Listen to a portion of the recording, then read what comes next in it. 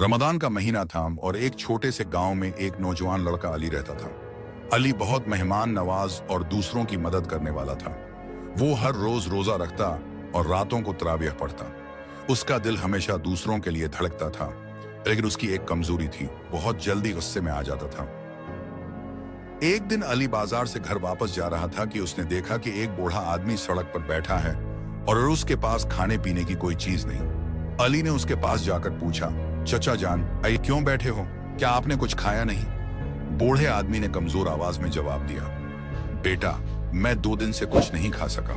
मेरे पास पैसे नहीं हैं और कोई मदद करने वाला भी नहीं है। अली का दिल भर आया।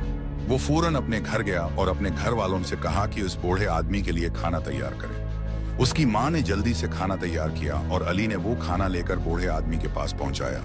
बूढ़े आदमी ने खाना खाया और अली को दुआ दी, अल्लाह तुम्हें खुश रखे बेटा, तुम्हारे जैसे नौजवान ही माशरे की असल ताकत है। अली को बहुत खुशी हुई, लेकिन उसी शाम को एक और वाकया पेश आया। अली के पड़ोसी का लड़का जो कि छोटा था, गलती से अली के घर के सामने खेलते हुए एक गलदान तोड़ दिया। अली को बहुत गुस्सा आया और वो चीखा, तुम्हें देखकर नहीं खेलना चाहिए था, ये गलदान मेरे वालिद की पसंदीदा चीज थी। छोटे लड़के ने माफी मांगी, लेकिन अली का गुस्सा कम ना हुआ। वो घर के अंदर चला गया और अपने कमरे में बैठकर सोचने लगा। थोड़ी देर बाद उसकी माँ कमरे में आई और बोली, अली, तुम्हें याद है कि आज सुबह तुमने एक बूढ़े आदमी की मदद की थी? तुम्हारा दिल इस वक्त कितना बड़ा था, लेकिन अब तुम एक छोटे बच्चे पर गुस्सा कर रहे हो। क्या ये सही है?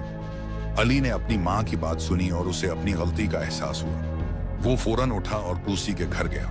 उसने छोटे लड़के से माफी मांगी और कहा, मैं तुम्हें डांटने के लिए माफी चाहता हूं। तुमने गलती से गलदान तोड़ा था, लेकिन मैंने तुम पर गुस्सा करके बड़ी गलती की। छोटे लड़के ने मुस्कुराकर कहा, कोई बात नहीं अली भाई, मैं समझता हूं। अली ने उस दिन यह सबक सीखा कि रमजान सिर्फ भूखे प्यासे रहने का महीना नहीं है, बल्कि ये अपने अंदर की बुराइयों को खत्म करने का भी मौका है। और खुद गर्जी जैसी बड़ी आदतें छोड़कर हम वाकई रमजान की रूह को समझ सकते हैं। इसके बाद से अली ने अपने गुस्से पर काबू पाना सीख लिया और हमेशा दूसरों के साथ नरमी और मोहब्बत से पेश आने लगा। इसकी ये तब्दीली न सिर्फ उसके लिए बल्कि पूरे गांव के लिए एक मिसाल बन गई। सबक: रमजान का महीना हमें सिर्फ भूख और प्यास ही नहीं सिखाता, बल्कि ये हमें अपने अंदर की बुराइयों को खत्म करने और दूसरों के साथ हसन सलूक करने का भी मौका देता है। गुस्सा, लालच और खुद गर्जी जैसी बड़ी आदतें छोड़कर हम वाकई रमजान की रूह को समझ सकते हैं।